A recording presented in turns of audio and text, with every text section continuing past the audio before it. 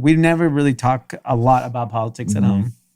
And she was just like, why would someone vote for Donald Trump? And then, I started listing all these reasons.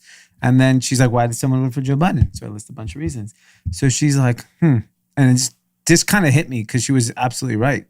She's like, oh, Republicans are selfish. And I'm like, what do you mean? She's like, all the things you mentioned are about themselves, whereas Democratic policies are about everybody. And so taxes, you don't care about my taxes.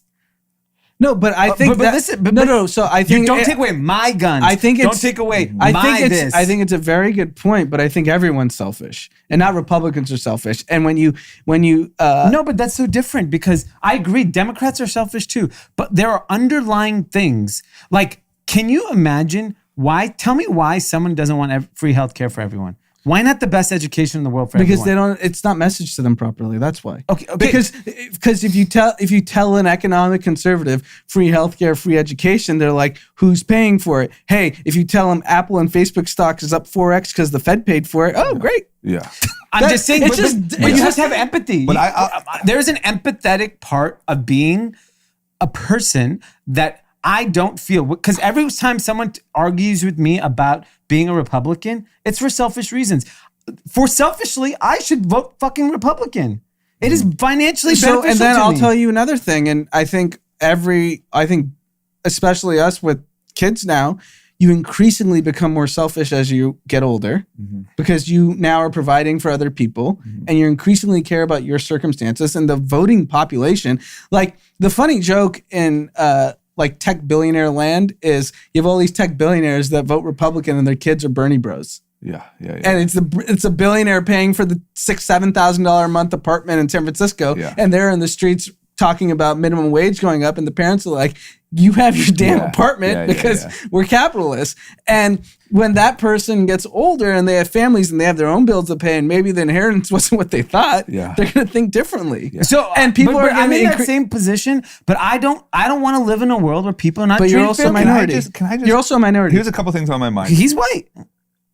Why do you vote Democratic? Oh. He's like, you're right. Well, yeah.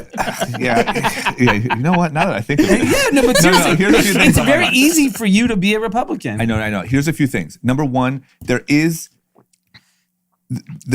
people that say that you gravitate towards being Democratic or Republican based on who you are. It's in your DNA, right? Some people value fairness and community more. Some people value self-sufficiency, and not in a bad way.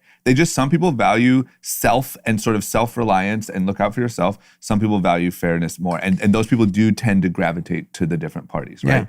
Yeah. I don't think that Republicans are bad people. And I think what Anand was kind of pushing back on is saying Republicans are selfish feels like you're saying Republicans are bad in a way, because selfish is looked at as a bad characteristic. I don't think that's true. I just think that Republican-leaning people naturally look at the world a little bit more like it's up to me to take care of myself and to make sure that I'm taken care of, right? Yeah. My biggest point is I think this is the reason I don't vote Republican now, is because,